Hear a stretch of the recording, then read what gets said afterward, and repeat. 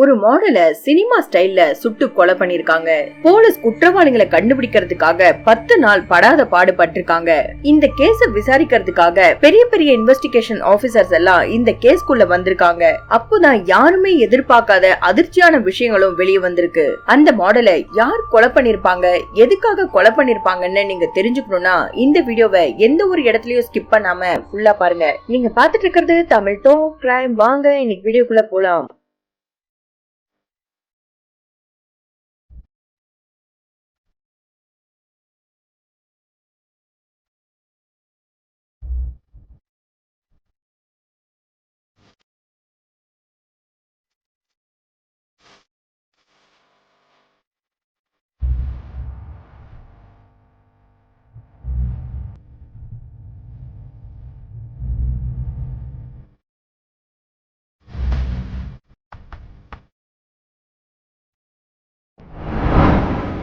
இந்த வீடியோட photos and videos டெலிகிராம்ல கொடுத்திருக்கேன். அது பார்க்கணும்னு நினைக்கிறவங்க டெலிகிராம்ல போய் பாருங்க. அதோட லிங்க் கீழே டிஸ்கிரிப்ஷன்ல கொடுத்திருக்கேன். இதுவரைக்கும் நம்ம சேனலை சப்ஸ்கிரைப் பண்ணி பாக்குற எல்லாருக்கும் ரொம்ப நன்றி. இப்போதான் நம்ம சேனல்ல புதுசா பாக்குறீங்கன்னா மறக்காம சப்ஸ்கிரைப் பண்ணிக்கோங்க. அனிதா தேவி அலைஸ் மோனா ராய், இவங்களோட வயசு 36. பீகார் ரோக்தாஸ் மாவட்டத்துல இருக்க விக்ரம்கஞ்ச் பகுதியை சேர்ந்தவங்க.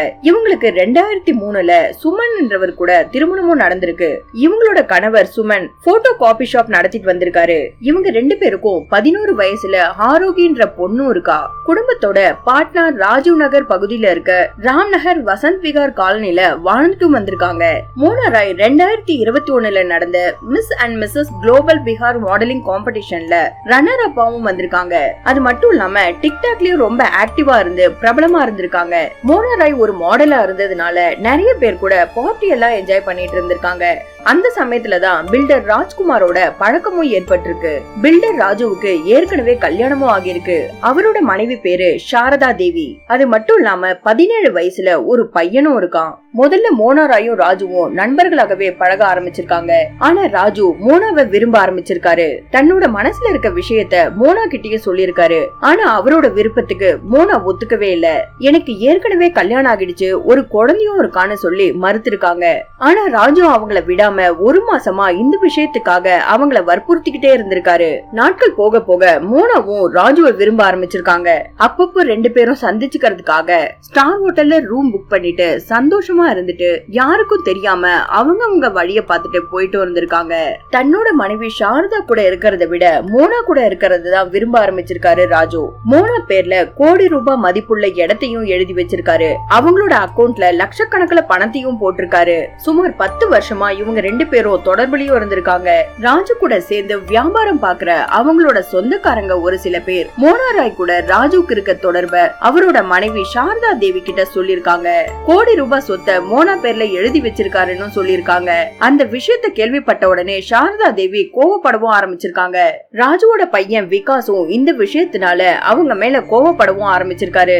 ஒரு முறை விகாஸ் தன்னோட அப்பாவுக்கு தெரியாம மோனா ராயோட வீட்டுக்கும் போயிருக்கான். நீ யாரு, உனக்கு என்ன வேணும்னு கேட்டிருக்காங்க. என்னோட அப்பா இங்க இருக்காரான்னு பாக்குறதுக்காக வந்தேன்னு சொல்லிருக்கான். உன்னோட அப்பா யாரு, என்னோட வீட்டுல எதுக்காக இருக்க போறாரு, முதல்ல வெளிய போன்னு சொல்லிருக்காங்க.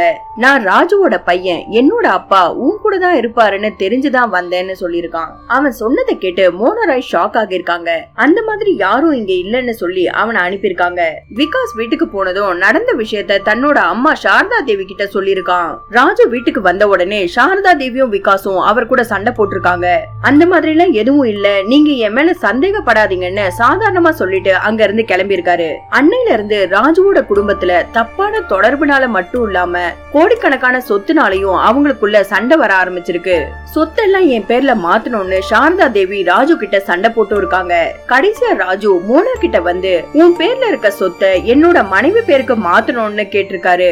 ஆனா மோனா அதுக்கு ஒத்துக்கல.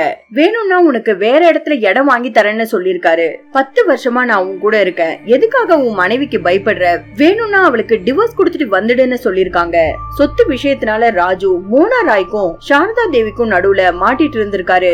இவங்களுக்குள்ள இருந்த சண்டை நாளுக்கு நாள் பெருசாகிட்டே இருந்திருக்கு. உன்னை நம்பி நான் மோசம் போயிட்டேன்னு மோனா ராய் ராஜு கிட்ட சொன்னதுனால சரி அந்த இடத்த நீயே வச்சுக்கோன்னு சொல்லிருக்காரு. அந்த அளவுக்கு தன்னோட மனைவியை விட மோனா ராய் மேல ஆசை வச்சிருந்திருக்காரு. இந்த பிரச்சனை ஒரு பக்கம் போயிட்டு இருக்கும் போதே சாரதா தேவி ராஜுவை கண்காணிக்கணும் பண்ணணும்னு முடிவு பண்ணிருக்காங்க. தன்னோட சொந்தக்காரங்களே ஒரு சில பேருக்கு மாசம் 20,000 ரூபாய் கொடுத்து ராஜு எங்க போறாரு வராருன்னு கண்காணிக்க சொல்லிருக்காங்க. தினமும் வெளியில போற ராஜு ஏதோ ஒரு சமயத்துல மோனாராய சந்திக்க போறாருன்னு தெரிஞ்சு அவர் கூட சண்டையும் போட்டிருக்காங்க. யாருக்கும் தெரியாம வேற ஒரு இடத்துல பிளாட் வாங்கி அவங்க கூட சந்தோஷமாவும் இருந்திருக்காரு. ராஜு மோனாராய விட்டு கொடுக்காம இருந்திருக்காரு. தன்னோட புருஷன் மோனா கிட்ட இருந்து சொத்தையும் வாங்கி கொடுக்க மாட்டேங்கிறான், அவளை விட்டுட்டு வரவும் மாட்டேங்கிறான்னு சாரதா தேவி கோபத்தை வளர்த்துக்கிட்டாங்க. இன்னும் நமக்கு தெரியாம மோனா மேல எவ்வளவு சொத்துக்களை எழுதி வச்சிருக்கானோன்னு சந்தேகப்பட ஆரம்பிச்சிருக்காங்க. இதுக்கு மேல அவ உயிரோட இருந்தானா நம்மளோட கணவனையும் நம்ம கிட்ட இருந்து பிரிச்சிடுவான்னு சாரதா தேவி மோனாராய கொலை பண்றதுக்காக ஒரு பிளானையும் போட்டிருக்காங்க. அவங்களுக்கு தெரிஞ்சவங்க மூலமா பீகார் அரா பகுதியை சேர்ந்த பீம் யாதவ் விஸ்வகர்ம குமார்னு கான்ட்ராக்ட் கில்லர்ஸ் ஏற்பாடு பண்ணிருக்காங்க. மோனாராய கொலை பண்ணா 5 லட்சம் ரூபாய் கொடுக்கறதாவும் அட்வான்ஸா 70,000 ரூபாயும் கொடுத்திருக்காங்க. நீங்களா கொலை பண்ண மாதிரி இருக்கணும், இதுல என் பேரு வரக்கூடாதுன்னு அவங்கள வார்ன் பண்ணிருக்காங்க. கான்ட்ராக்ட் கில்லர்ஸும் இந்த விஷயத்த பத்தி நீங்க கவலைப்படாதீங்க, நாங்க பாத்துக்கிறோம்னு சொல்லிருக்காங்க.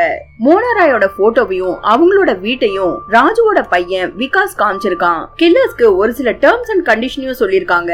என்னோட அப்பா அவ கூட இருந்தா கண்டிப்பா அவளை கொலை பண்ண கூடாதுன்னு விகாஸ் ரொம்ப கண்டிஷனா சொல்லிருக்கான். அக்டோபர் 12, 2021 அன்னைக்கு ராத்திரி 10 மணிக்கு நவராத்திரி பண்டிகை நடந்துட்டு இருந்தனால மோனாராயும் அவங்களோட பொண்ணும் கோவிலுக்கு போயிட்டு பைக்ல வந்துட்டு இருந்திருக்காங்க. அவங்க வீட்டுக்கிட்ட வந்த உடனே அவங்களோட பொண்ணு கேட்ட திறந்து உள்ளேயும் போயிருக்கா.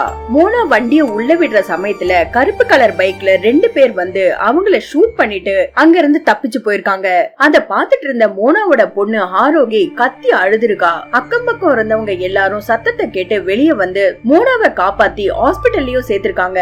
மோனாவோட கணவர் போலீஸ்லயும் கம்ப்ளைண்ட் கொடுத்திருக்காரு. போலீஸ் அங்க வந்து மோனாவோட பொண்ணை விசாரிக்கும் போது அவங்க 2 பேரும் ஹெல்மெட் போட்டுட்டு இருந்தாங்க, வண்டியோட நம்பரை நான் பாக்கலன்னு சொல்லிருக்கா. போலீஸ் விசாரணையும் ஆரம்பிச்சிருக்காங்க.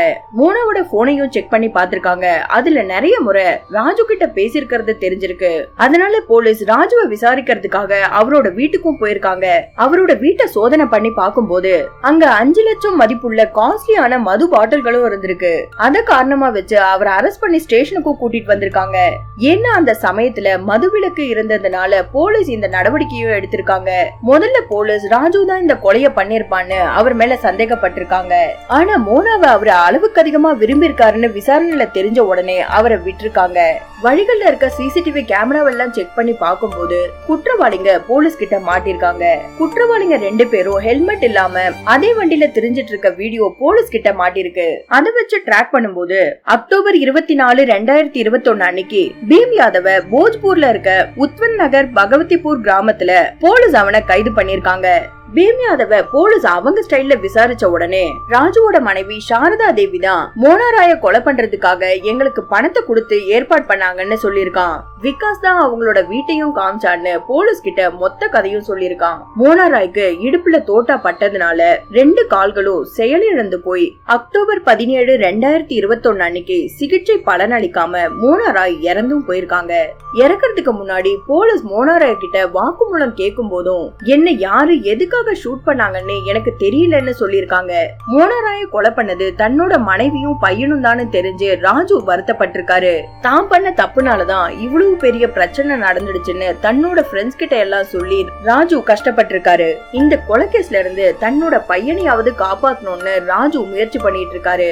திருமணமாகி குழந்தைங்க இருக்காங்கன்னு தெரிஞ்சும் ஒரு தப்பான உறவுக்குள்ள போனா இந்த மாதிரியான விளைவுகள் தான் ஏற்படும்ன்றதுக்கு இந்த கேஸ் ஒரு உதாரணம். நீங்க இந்த கேஸ பத்தி என்ன நினைக்கிறீங்கன்னு மறக்காம கமெண்ட்ல சொல்லுங்க. மறுபடியும் வேறொரு கேஸ்ல உங்களை சந்திக்கிறேன். இந்த வீடியோ உங்களுக்கு பிடிச்சிருந்தா மறக்காம சப்ஸ்கிரைப் பண்ணிடுங்க.